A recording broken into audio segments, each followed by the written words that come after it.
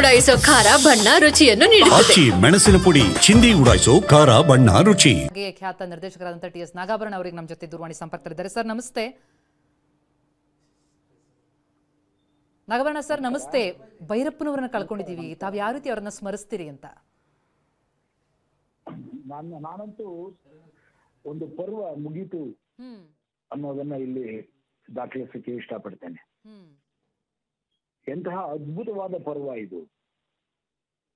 ಕನ್ನಡ ಸಾಹಿತ್ಯ ಲೋಕದಲ್ಲಿ, ಕನ್ನಡ ಸಾಂಸ್ಕೃತಿಕ ಲೋಕದಲ್ಲಿ ಒಂದು ಅದ್ಭುತವಾದ ಪರ್ವವನ್ನ ನಮಗೆ ಬಿಟ್ಟು ಹೋಗ್ತಾ ಇದ್ದಾರೆ.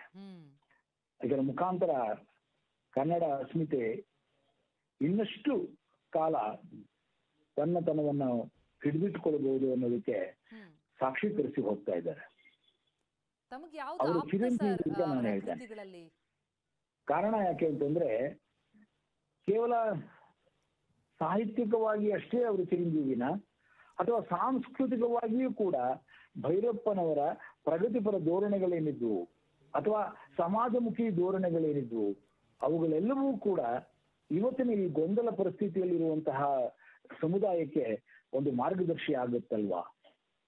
ಹಾಗಾಗಿ ಸಮಾಜಮುಖಿಯಾಗಿ ಸಾಹಿತ್ಯವನ್ನ ಒಂದು ಅರ್ಥದಲ್ಲಿ ವಿಪುಲಗೊಳಿಸಿದವರು ಮತ್ತು ಪಾಪ್ಯುಲರ್ ಅಂತ ಏನ್ ಕರಿತೇವೆ ಆ ರೀತಿಯಲ್ಲಿ ಕೂಡ ಬಹಳಷ್ಟು ಸಾಹಿತ್ಯ ಪ್ರಿಯರಿಗೆ ಜನಪ್ರಿಯ ಸಾಹಿತಿಯಾಗಿ ಅವರಿಗೆ ಹತ್ತಿರವಾದವರು.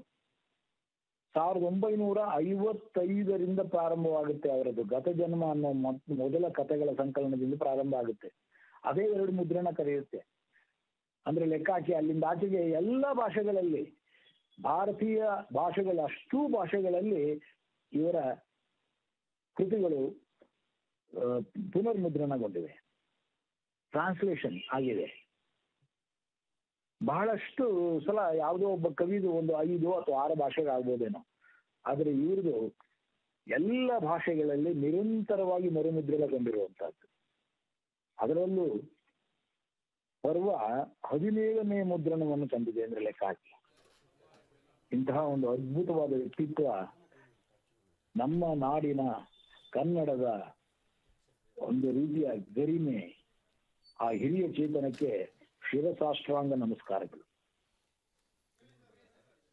ಎಸ್ ನಾಗಾಭರಣ ಅವರೇ, ತಾವು ಸಾಕಷ್ಟು ಸಂಗತಿಗಳನ್ನು ಮಾತಾಡಿದ್ರಿ. ನೋಡಿ, ಗೃಹಭಂಗವನ್ನು ಈ ಸಂದರ್ಭದಲ್ಲಿ ಜ್ಞಾಪಿಸ್ಕೋಬೇಕು. ಯಾವುದಾದ್ರೂ ಒಂದು ಕಾದಂಬರಿ ಮೊದಲು ಅದು ನಿರಂತರವಾಗಿ ದಿನಪತ್ರಿಕೆಗಳಲ್ಲಿ ಬರೋಕ್ಕೆ ಶುರುವಾಯಿತು ಅಂತಂದ್ರೆ ಅದು ಅಲ್ಲಿಂದಲೇ. ಅಲ್ಲಿ ಒಂದು ಇನ್ಸಿಡೆಂಟ್ ನನಗೆ ತುಂಬ ಚೆನ್ನಾಗಿ ಜ್ಞಾಪಕ ಇದೆ. ಏನು ಅಂದರೆ ಅಲ್ಲಿ ಒಂದು ಪಾತ್ರಧಾರಿಯ ಸಾವಾದಂಥ ಸಂದರ್ಭದಲ್ಲಿ ಒಬ್ಬ ಮಹಿಳೆ ಮನೆಯಲ್ಲಿ ಇದ್ದಕ್ಕಿದ್ದಾಗನೇ ಸಂಜೆ ಹೊತ್ತಿಗೆ ಆಕೆ ತಲೆಸ್ನಾನ ಮಾಡ್ಬಿಡ್ತಾಳಂತೆ ಸರ್. ಗಂಡ ಆಶ್ಚರ್ಯದಿಂದ ಕೇಳ್ತಾನೆ, ಯಾಕೆ ತಲೆಸ್ನಾನ ಮಾಡಿದೆ ಅಂತ. ಅಲ್ಲ, ಮನೆ ಮಗನ ಕಳ್ಕೊಂಡಂಥ ಸಂದರ್ಭದಲ್ಲಿ ನನಗೆ ಎಂಥ ಮೈಲಿಗೆ ಇರಬೇಕು ಅನ್ನುವಂಥ ಮಾತನ್ನ ಆಕೆ ಹೇಳಿದಂತೆ. ಅಕ್ಷರಗಳಿಂದ ಇದನ್ನು ಜೋಡಿಸುವಂಥ ಒಂದು ಶಕ್ತಿ, ಆ ಸಾಮರ್ಥ್ಯ ಯಾರಿಗಾದ್ರೂ ಇತ್ತು ಅಂತಂದರೆ ಅದು ಭೈರಪ್ಪ ಸರ್. ಏನಂತೀರಿ? ಪ್ರತಿಯೊಂದು ಕಾದಂಬರಿಯಲ್ಲಿಯೂ ಕೂಡ ನೀವು ಸಾಕಷ್ಟು ಸಮಾಜಮುಖಿಯಾದಂಥ ವೈಚಾರಿಕ ಚಿಂತನೆಗಳನ್ನ ಅವ್ರು ತುಂಬಿಕೊಂಡು ಬರ್ತಾರೆ. ಕೇವಲ 1 2 ಅಲ್ಲ, ಎಲ್ಲ ಕಾದಂಬರಿಗಳಲ್ಲೂ ನೀವು ಗಮನಿಸ್ತಾ ಬನ್ನಿ. ಆಗಿನ ಕಾಲದಲ್ಲೇ ಜಲಪಾತದಲ್ಲಿ ಅವರು ಲಿವಿಂಗ್ ಟುಗೆದರ್ ಬಗ್ಗೆ ಮಾತಾಡ್ತಾರೆ, ಟೆಸ್ಟ್ ಬೇಬಿ ಬಗ್ಗೆ ಮಾತಾಡ್ತಾರೆ. ಎಲ್ಲವನ್ನೂ ಕೂಡ ಒಬ್ಬ ದೂರದರ್ಶನವನ್ನು ಪಡೆದಿರುವಂತಹ ಒಂದು ದಾರ್ಶನಿಕನ ಹಾಗೆ ಯೋಚನೆ ಮಾಡ್ತಾ ಬರ್ತಾರೆ. ಇಂತಹ ಒಂದು ಅದ್ಭುತವಾದ ಒಂದು ವ್ಯಕ್ತಿತ್ವ ನಮಗೆ ಇನ್ನೊಮ್ಮೆ ಸಿಗುತ್ತಾ? ನಾವು ಕಾಣ್ತೇವಾ? ಇವತ್ತು ಕನ್ನಡ ಭಾಷೆಯನ್ನ ಕಲಿಯದೇ ಇರುವಂತಹ ಒಂದು ಕಾಲಘಟ್ಟ ಬಂದಿರುವಾಗ, ಅಂತಹ ಕಾಲಘಟ್ಟದಲ್ಲಿ ಇಡೀ ಕನ್ನಡಕ್ಕೆ ತನ್ನದೇ ಆದಂತಹ ಒಂದು ಅಸ್ತಿತ್ವ ಇದೆ ಅನ್ನುವುದನ್ನ ನಿರಂತರವಾಗಿ ಪ್ರೂವ್ ಮಾಡಿದಂತಹ ಒಂದು ವ್ಯಕ್ತಿ, ಒಂದು ಶಕ್ತಿ ನಮ್ಮ ಎಸ್.ಎಲ್. ಭೈರಪ್ಪನವರು. ಹೇಳಿದ್ರಿ ನೋಡಿ. ಆಮೇಲೆ ಏನಾದರೂ ಒಂದು ಬರೆಯುವಂಥ ಸಂದರ್ಭದಲ್ಲಿ, ಏನಾದರೂ ಬರೀಬೇಕು ಅನ್ನುವಂಥ ಸಂದರ್ಭದಲ್ಲಿ ಸುಮ್ಮನೆ ಬರಿತಾ ಕೂಡ್ತಿರ್ಲಿಲ್ಲ ಅವರು. ಸಂಬಂಧಪಟ್ಟಂಥ ಸ್ಥಳಗಳಿಗೆ ಹೋಗುವಂಥದ್ದು, ಅಲ್ಲಿ ಖುದ್ದು ಅದರ ಅನುಭವ ಆಗಬೇಕು, ಅದಾದ ಮೇಲೆ ಬಂದದ್ದು ಅಕ್ಷರ ರೂಪ ಇಳಿಬೇಕು. 2 ಜನ ಸಾಹಿತಿಗಳಿಗೆ ಈ ಮನೋಭಾವನೆ ಇದೆ ಸರ್. ಮೊದಲನೇದಾಗಿ ಬರೆಯೋರೆಲ್ಲ ಬರವಣಿಗೆಗಾರರಲ್ಲ, ಬರಹಗಾರರಾಗಲ್ಲ. ಬರವಣಿಗೆ ಅನ್ನೋದು ಇವತ್ತಿನ ಕಾಲಘಟ್ಟದಲ್ಲಿ ಏನೋ ಒಂದು ಎಲ್ರಿಗೂ ಒಂದೊಂದು ಪುಸ್ತಕ ಪ್ರಿಂಟ್ ಮಾಡಿ ಬರುವಂತದ್ದಾಗ್ಬಿಟ್ಟಿದೆ. ನಿಜ. ಆದ್ರೆ ಅವ್ರು ಒಂದೊಂದು ಪುಸ್ತಕಕ್ಕೂ ಒಂದೊಂದು ಕಾದಂಬರಿಗೂ 3-2 ವರ್ಷ ರಿಸರ್ಚ್, 8 ವರ್ಷ ರಿಸರ್ಚ್, 10 ವರ್ಷ ರಿಸರ್ಚ್ಗಳನ್ನ ನಾವು ನೋಡಿದ್ದೇವೆ. ಅವ್ರು ಅದನ್ನ ದಾಖಲಿಸ್ತಾರೆ ಕೂಡ. ನಾನು ಎಲ್ಲೆಲ್ಲಿ ಹೋಗಿದ್ದೆ, ಯಾರ್ಯಾರನ್ನ ಭೇಟಿ ಮಾಡಿದೆ, ಯಾವ್ಯಾವ ರೀತಿಯ ಸಂವಾದಗಳನ್ನ ನಾನು ನಡೆಸಿದೆ, ಅದರ ಮುಖಾಂತರ ಹೇಗೆ ನಾನು ಈ ಕಾದಂಬರಿಯನ್ನ ಬರದೆ ಅನ್ನೋದಿದೆಯಲ್ಲ, ಕೇವಲ ಒಂದು ಬರೆದು ಬಿಟ್ಟು ನಾ ಬರದೆ ಅನ್ನೋದಲ್ಲ, ಅದಕ್ಕೆ ಹಿಂದೆ ಇದ್ದಂತಹ ಕಳಕಳಿ, ಕಾಳಜಿ, ಅದರ ಮುಖಾಂತರ ನಾನು ದಾಖಲಿಸಲೇಬೇಕಾದಂತಹ ಪಾತ್ರಗಳ ಮುಖಾಂತರ ನಾನು ಜೀವಂತಿಕೆಯನ್ನು ಕೊಡಬೇಕಾದ್ರೆ ಏನೆಲ್ಲ ಮಾಡ್ಬೇಕು ನಾನು ಅನ್ನುವಂತಹ ಒಂದು ಗಂಭೀರ ಚಿಂತನೆ ಇವೆಲ್ಲವೂ ಇದ್ದದ್ರಿಂದಲೇ ಭೈರಪ್ಪನವರಾಗಿಯೇ ನಮ್ಮ ಮನಸ್ಸಿನಲ್ಲಿ ಉಳಿತಾರೆ. ಅವರ ಯಾವುದೇ ಕಾದಂಬರಿ ತಗೊಳ್ಳಿ, ಅದರಲ್ಲಿ ಇಂತಹದ್ದಕ್ಕೆ ಯಾವುದೇ ಒಂದು ಬೇಕಾಬಿಟ್ಟಿ ಅಲ್ಲ. ಆದ್ರೆ ಅವರು ಅಷ್ಟೇ ಸಲೀಸಾಗಿ ಎಷ್ಟು ಜನ ಅವರನ್ನ ಅವರ ಬಗ್ಗೆ ಡಾಕ್ಟರೇಟ್ ಮಾಡಿದ್ದಾರೆ, ಎಷ್ಟೋ ಜನ ಅವರ ಬಗ್ಗೆ ನಿರಾಕರಿಸಿದ್ದಾರೆ ಕೂಡ, ಬಹಳಷ್ಟು ಜನ. ಆದ್ರೆ ಅವೆಲ್ಲವನ್ನೂ ಒಂದು ಸಾಹಿತ್ಯಕ್ಕೆ ಬೇಕಾದಂತಹ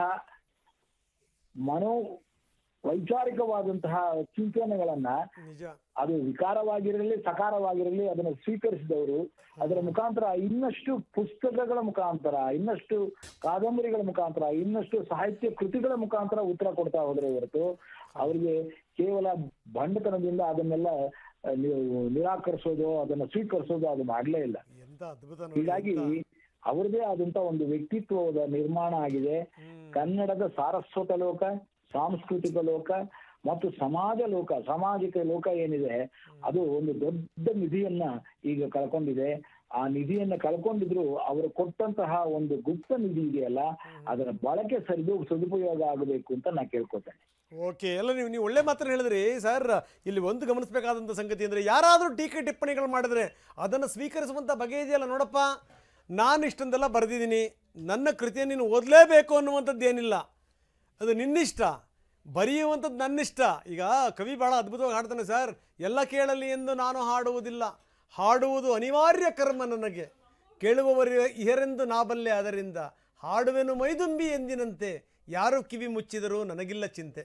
ನೋಡಿ, ಈ ಮಾತು ಭೈರಪ್ಪನವ್ರಿಗೆ ಭಾಳ ಚೆನ್ನಾಗಿ ಅನ್ವಯ ಆಗುತ್ತೆ ಸರ್. ಏನು ಅಂತಂದರೆ, ನಾನು ಬರ್ದೀನಪ್ಪ, ಓದೋದು ಬಿಡೋದು ನಿನ್ನ ಹಣೆ ಬರಹ ಅನ್ನುವಂಥ ಮಾತು. ಏನಂತೀರಿ ಸರ್?